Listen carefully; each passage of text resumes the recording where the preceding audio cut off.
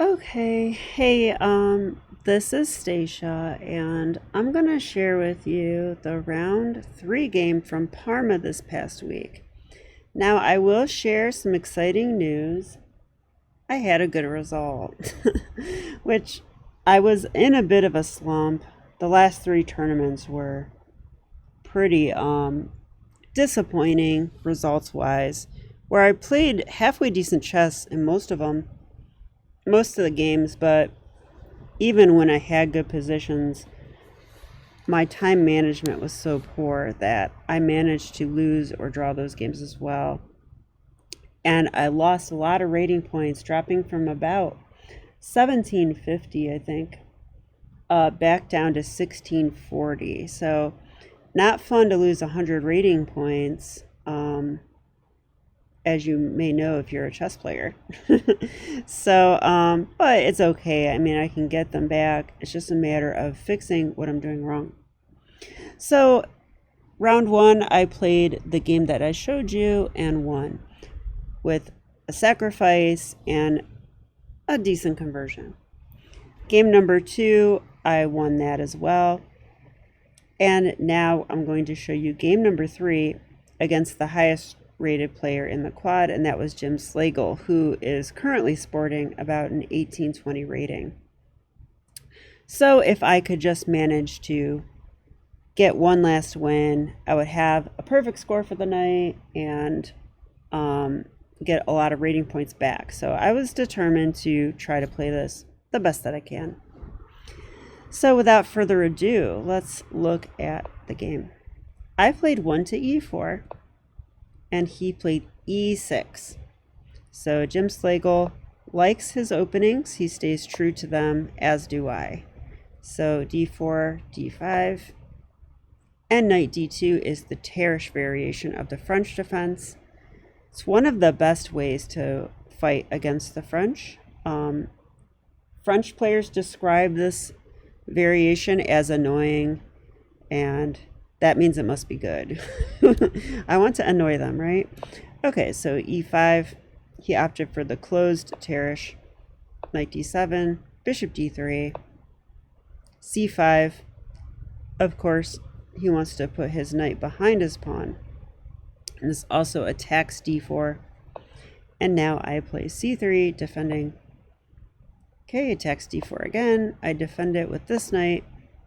And now f6. So I have taken note that Slagle likes to play this early f6 line. This is not a main line by any means. If I check the database, it gives c takes d4, it gives queen b6, it gives a5, and it gives f6. This is move number 4. Wow, a5, what is this? I have not seen that move except for maybe in a blitz game. Not sure what the point of that one is. I'm going to guess that bishop a6 is the idea. So that is kind of an interesting way to play it. But okay, Jim has his own way, which is this early f6 move. So usually when you do a pawn break in chess, you want to be better developed. And you want to say, okay, the open game is going to benefit me because my pieces are well placed. If we look at the black pieces, they're not well placed at all. But if we look at the white pieces, okay, maybe the bishop on d3 is good, but that's kind of it. These are also misplaced. So black is taking advantage of the fact that white is also playing weird moves that are awkward. So f6. Okay, so I did take this pawn, which I always do, and knight takes f6 was played, and I castled. And so I am being a lot more cognizant of my time management at Parma. I basically blitzed out the opening. I don't think I'm interested in haggling over trying to calculate lines in the opening when I'm just going to play my prep anyway, or play stuff I'm familiar with. So for rapid chess, I do feel this is the right approach. He took here. And okay, knight to f3. Yeah, I think this is the point in the game where I was starting to the position was starting to look fresh, but maybe not quite yet. I did think knight f3 was the right move here. I need to protect the pawn, right? And castles. Yeah, and here I have studied this move in the past, this bishop f4 move. The idea behind it is that in the French defense, we want to exchange dark square bishops. This is his good bishop. And if we exchange that one off, then black will only have their bad bishop. Although with the position opening up, I'm not sure how valuable that is, but this is still bad for the moment. Blocked by a pawn and blocked by yet another pawn. So usually they take the bishop here because, I mean, you probably can see that now we're in the line of fire. And I think knight e4 is interesting here because the knight is under attack. But here we do have some options. Like we have queen to c1, for example, is one way to play it, guarding the knight that way. We could also play knight to e2. And we could also play knight to h5.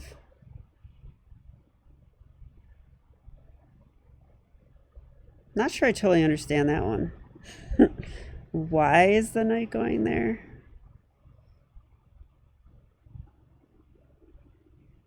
I guess we're saying we're just going to take and double your pawns. Okay, let's look at this just for a second.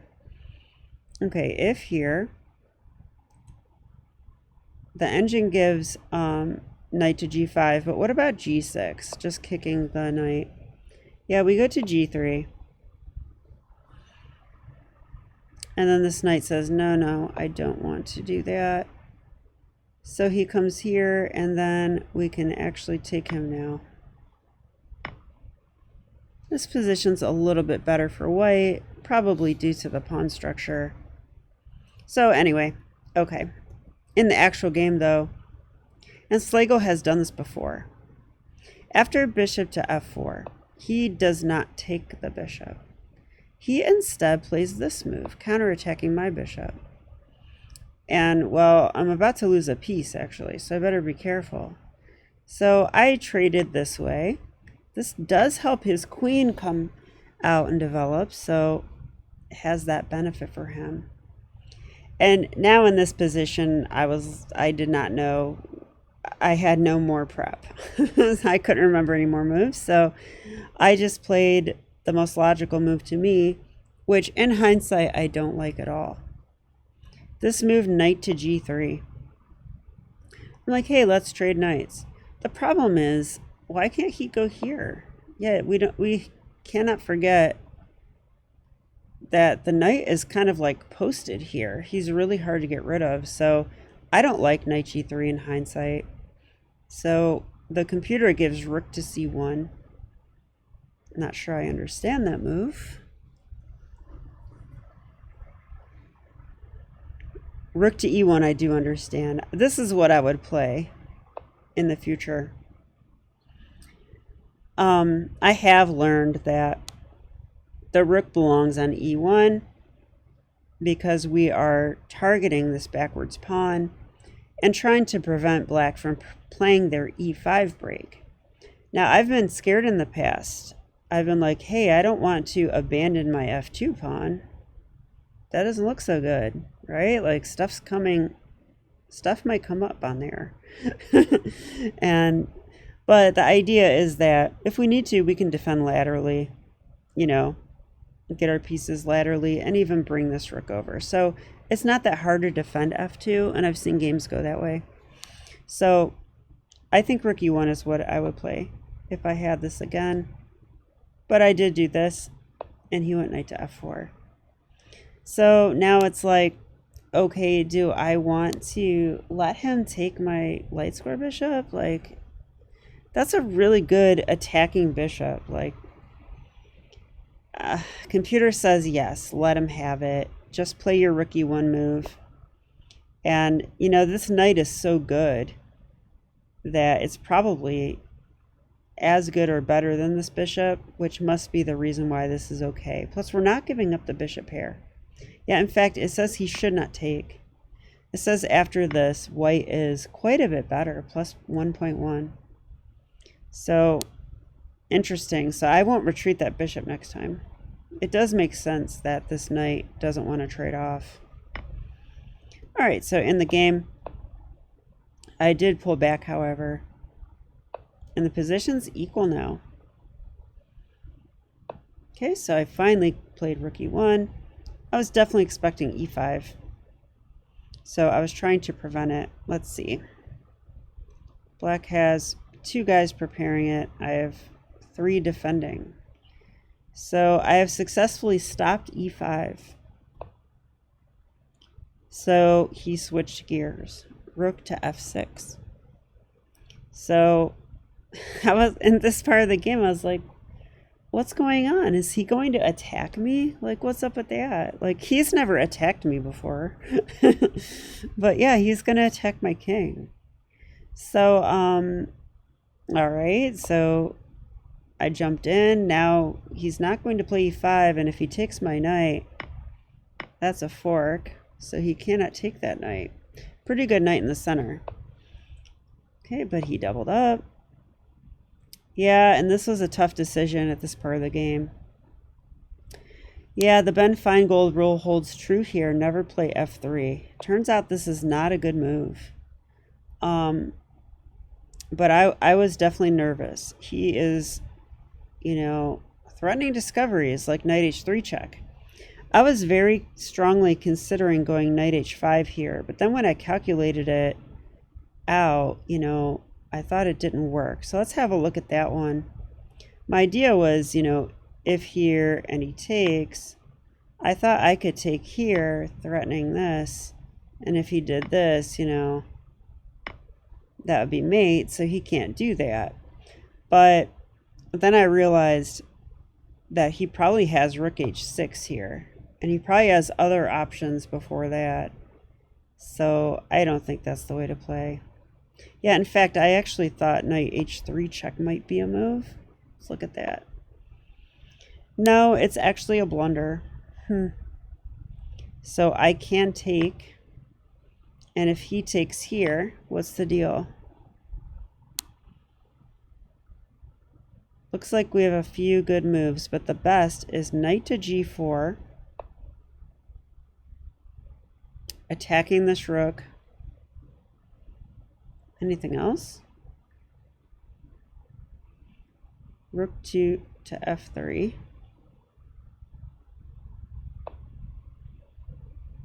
And then we go queen d2.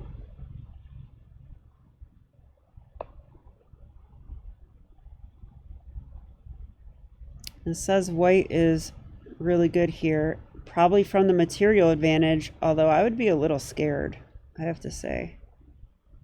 Yeah, I did not want to go into this during the game. I did not want to see rook h3, but I've got to get better at concretely knowing if a sacrifice works or not, I think. All right, so f3, but this weakens squares, which I knew during the game, but I just wanted to block that file.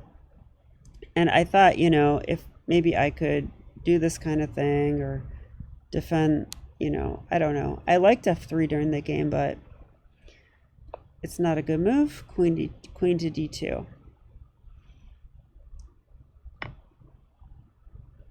Okay. So I think Slagle played this well here, although the computer is not giving his move. I'm kind of surprised. National Master Michael Josen gave the same idea that was played in the game.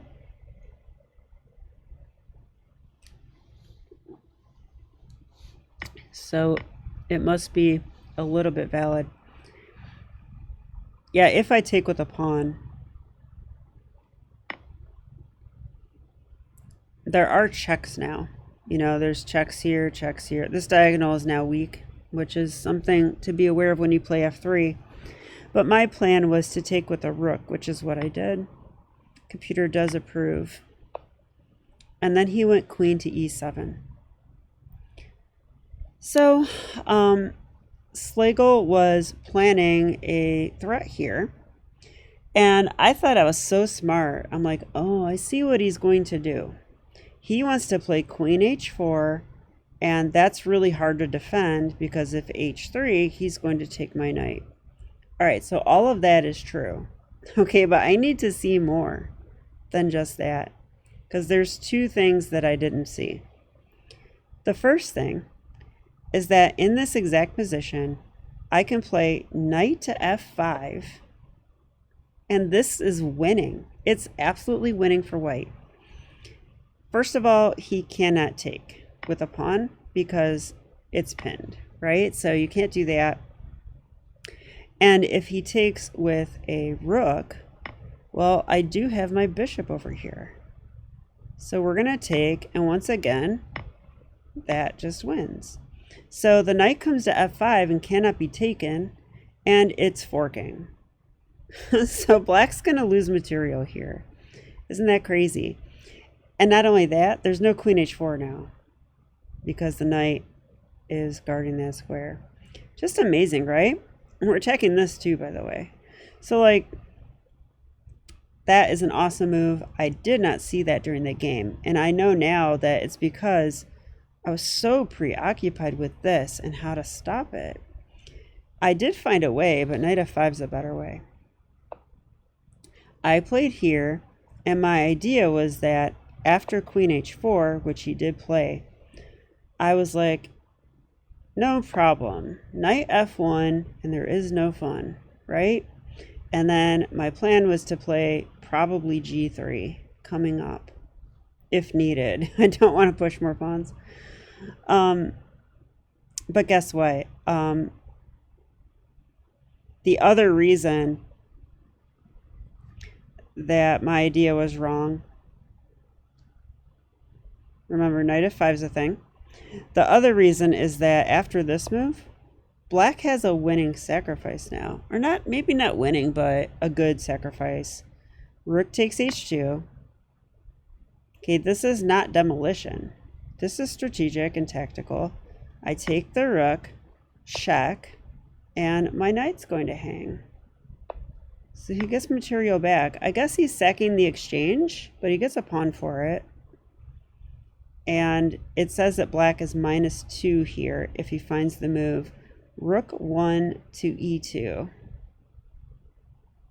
Oh, never mind. That's the white move. Wow, that's the only decent move I have. Rook 1 to e2. What?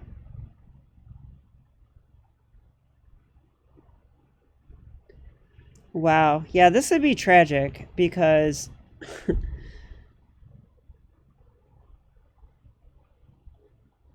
okay, I guess I have enough on this, right? Why would I play this move? That's the move the computer wants. So something is going on here that I don't see. What is it though? It must be this, right? It's probably knight h3 check. Probably is. Knight h3 check, forcing this. And then maybe there's rook takes. Check. Takes. That's mate, isn't it? That would be mate. Let's look at that. So, okay, I'm going to play a move I would play in a blitz game. Let's see. Just a normal move.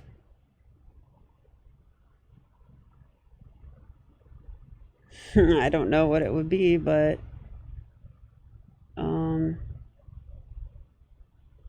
yeah, what would it even be? I don't know.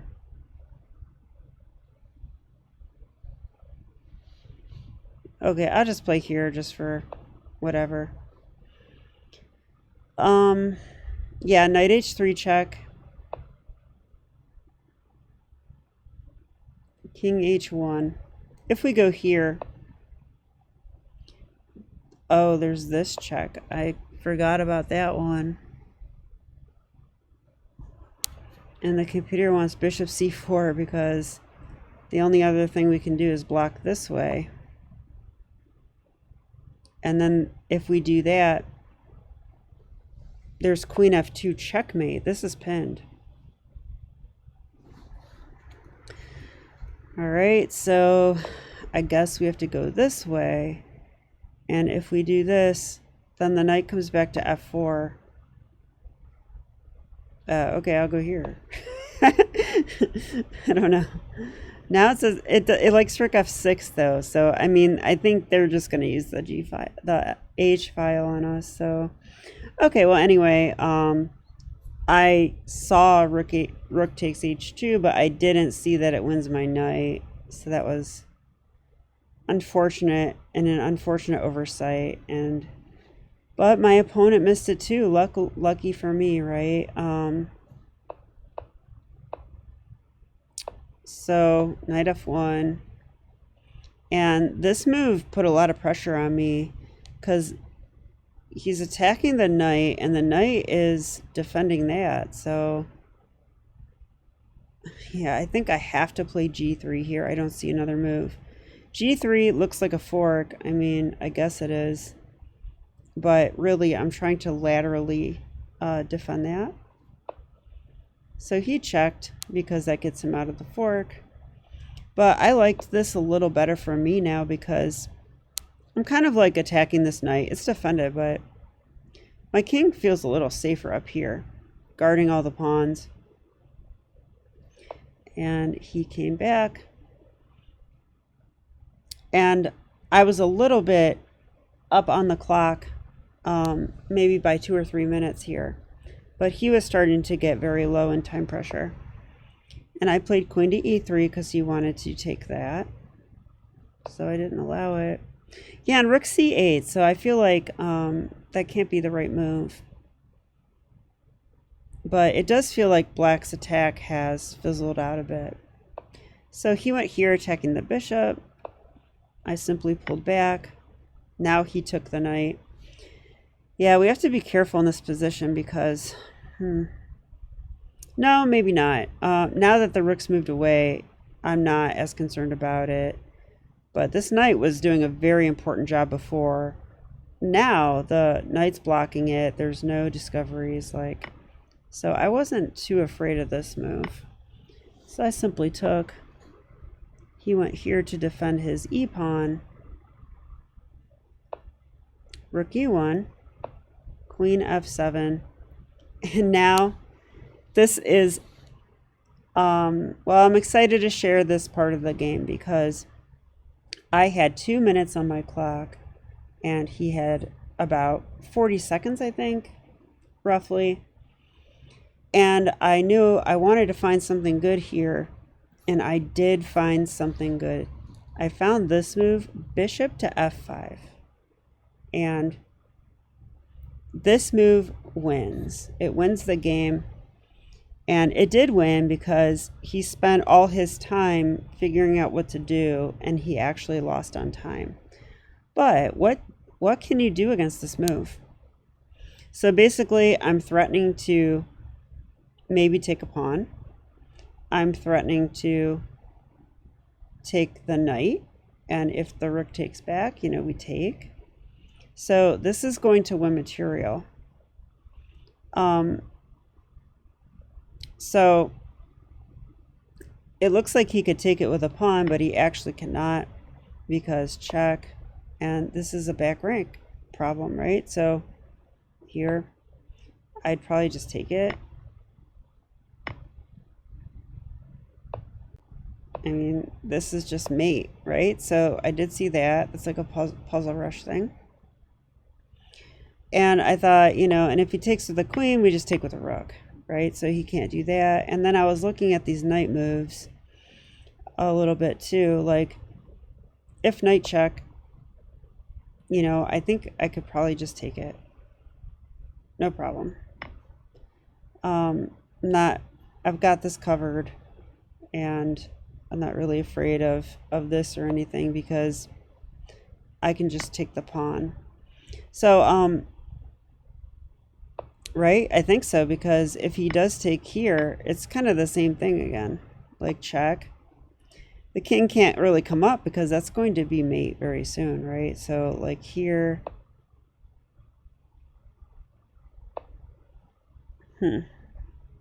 not exactly sure what I would do here, but do I have a better move? Oh wow, the computer gives this move. That's cool. It's like a decoy thing, right? Because that's a skewer, and if he captures the rook, now we play. Oh, I was going to say here. That's a blunder. Yeah, that's a blunder because he would go here and block with the queen. Got to be careful.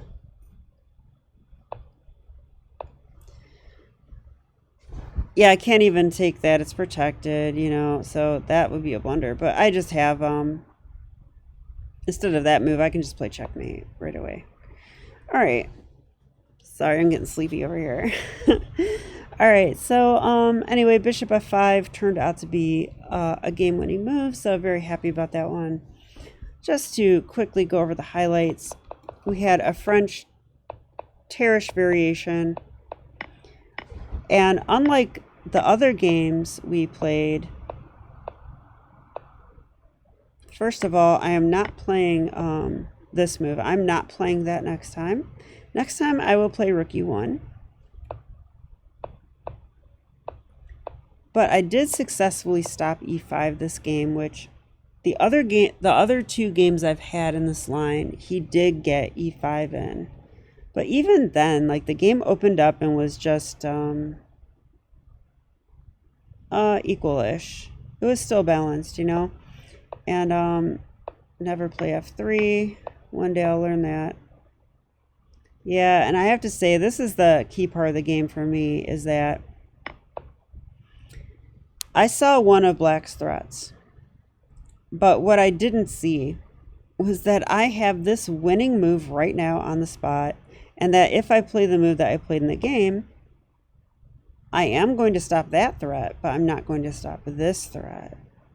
So I need to be a little more aware when there's multiple things going on. I did miss those things during the game. Luckily, so did my opponent. And eventually, the attack just wasn't that much, and bishop f5 won the game for me. Yeah, it was in this position that he ran out of time. So anyway, I hope you enjoyed the game. I can tell you that I had a 2200 performance rating for this event, so I'm going to gain about 60 rating points or so and be back over 1700 where I belong. At least I feel that way. If you don't feel that way, keep it to yourself. No, I'm just kidding. All right, well, thank you, and I'll be back with more chess. Okay, bye.